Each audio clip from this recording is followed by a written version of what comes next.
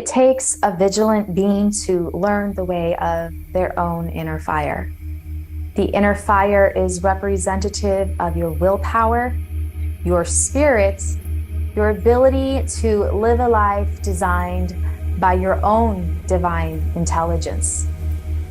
The inner fire is what burns down the programming and reshapes you into your true form.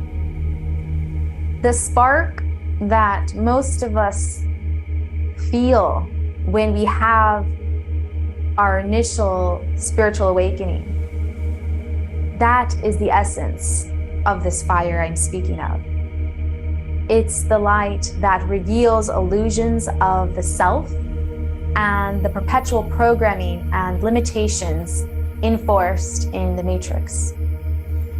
The inner fire increases your energy and cosmic curiosity so that you can finally forge down the Maya one layer at a time into the unforeseen. It is an incredible, life-changing experience, but what happens after? How do we hold on to the magic and the willpower while we are still in this physical construct? The truth is, for most, it slips away like water. In my opinion, there isn't much that comes from being truly passionate about your mystical ascension one day and then totally burnt out. In fact, it's exhausting and confusing and causes people to sit in shame, fear, and guilt. So think of it as taking 2 steps forward and then 1 giant step back. And these aren't mere steps we're talking about.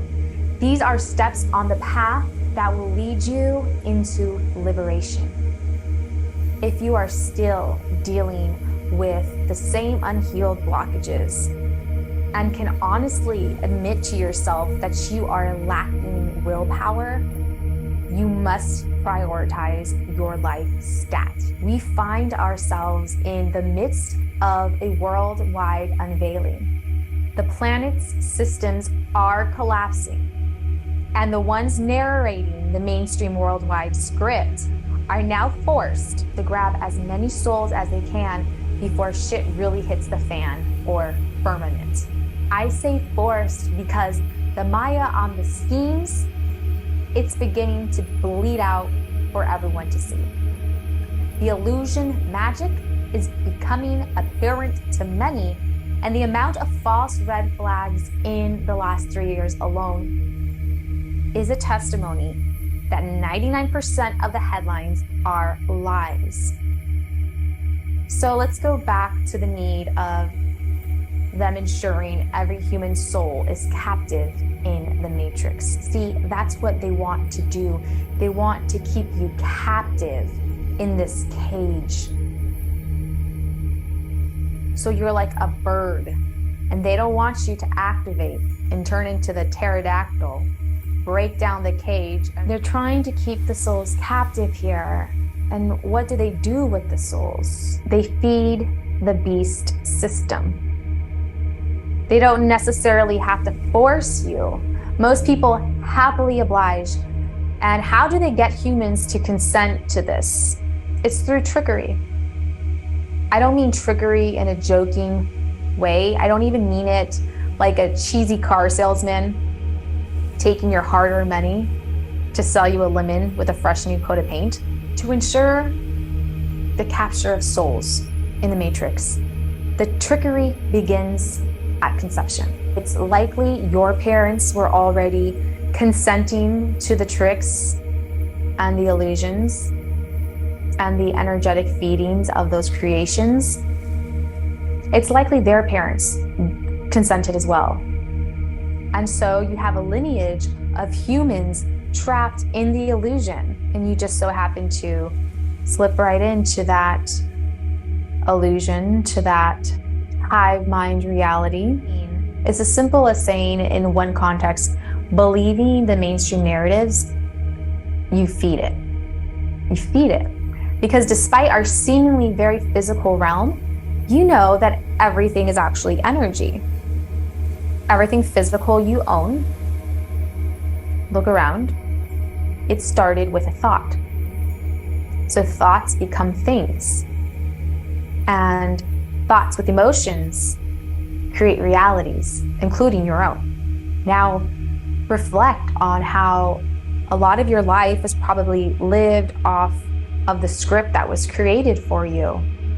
And the script was perfectly created to tailor to the mainstream narratives and the illusions and how reality plays out here. So this goes everything from if you believed everything you were taught in school, if you believe the headlines without any questions asked. The thing is, a lot of people do this, all while deep down inside knowing something was off. So your energy is then used to keep this construct running. Whatever it is, whatever the construct is, it can be something, let's take social media. Instagram would not be running unless you created a profile, consented, and kept going back and feeding it your energy. It would cease to exist. They would have to create another type of illusion. They would have to create another type of reality within this reality to get people to consent to feed. And so this is why we see different trends come and go. This is why we see the same thing happening with Democrat, Republican, over and over. It just kind of takes shape in different ways, but it's all the same construct and it's all feeding the same beast. But the endless illusions make it so that the individual neglects their intuition to the point where it has no authority in the individual's life.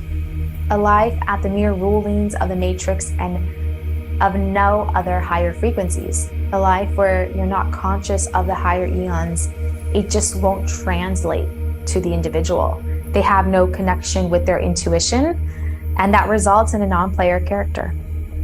So even if you could have come, this is my belief, even if you could have come, if you were maybe at some point you were an organic soul and your true self resides in a higher eon somewhere, and you incarnate into this reality, you can still become an NPC.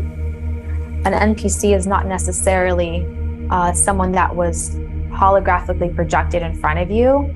It can actually become it becomes what once was a soul.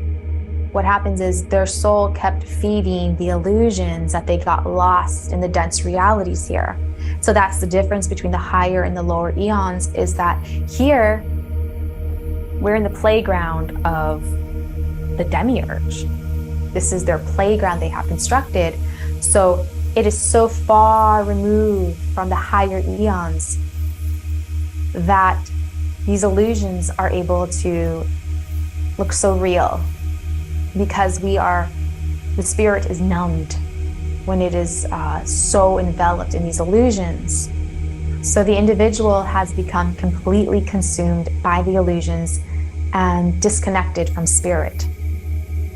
The lesson to understand is that it's vital to tend to your inner fire as you alchemize and integrate.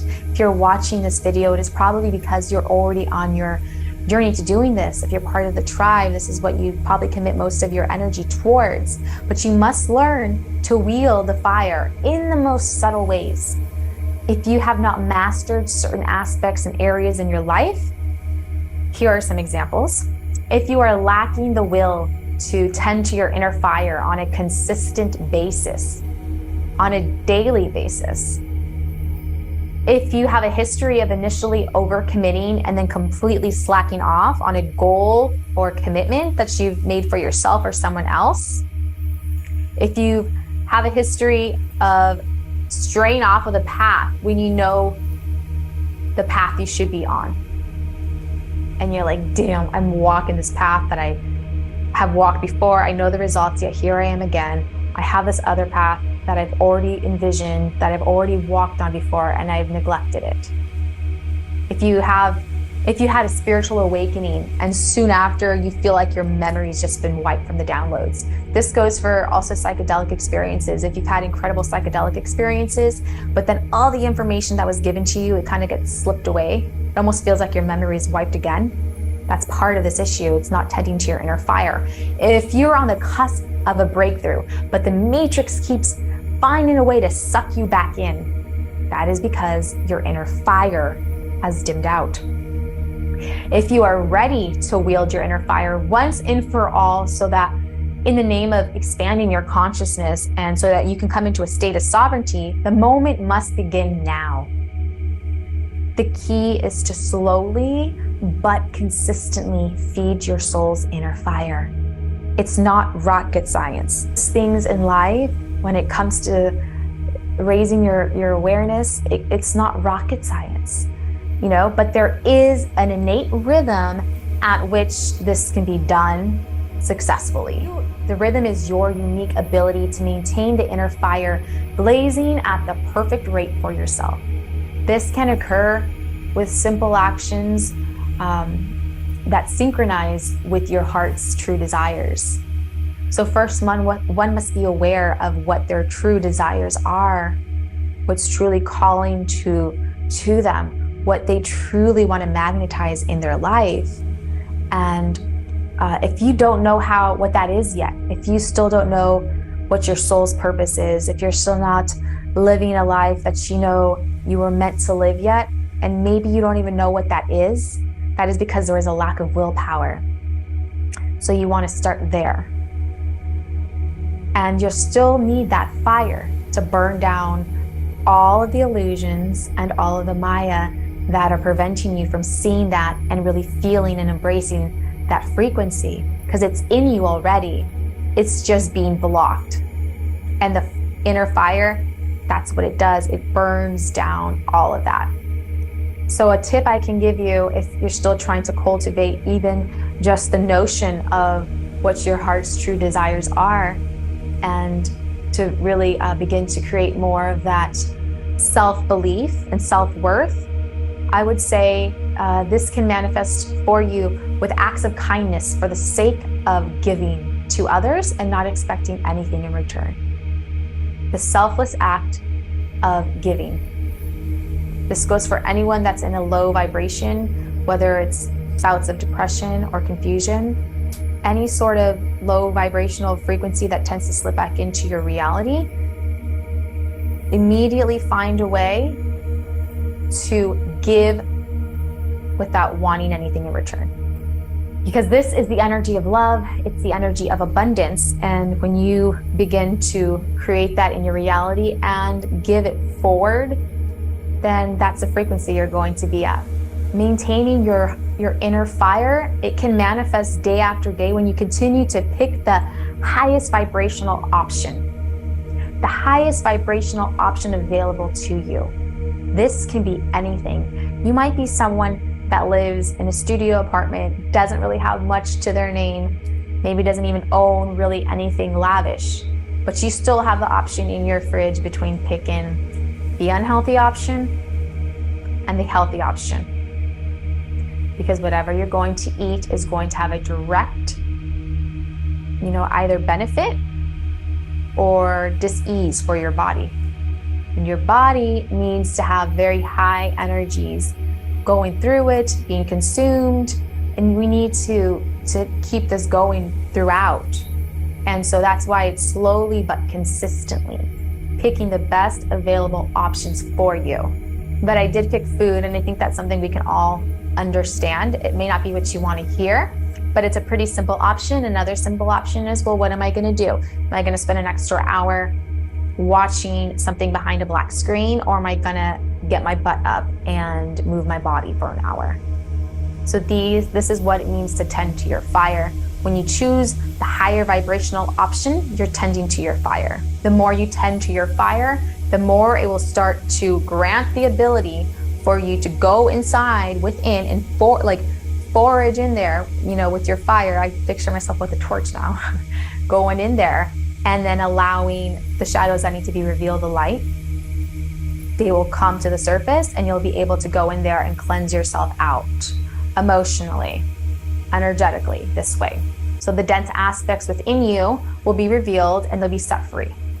So you're going to be doing shadow work at a more consistent basis and at an expertise level. Because someone that begins shadow work, it looks a lot different than someone that's been doing shadow work for, consistently for 5 years.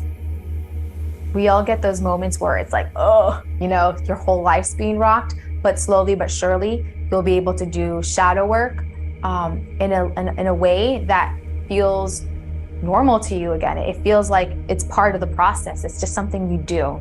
The thing is, there's no coach, no guru, no amount of money that can do any of this for you.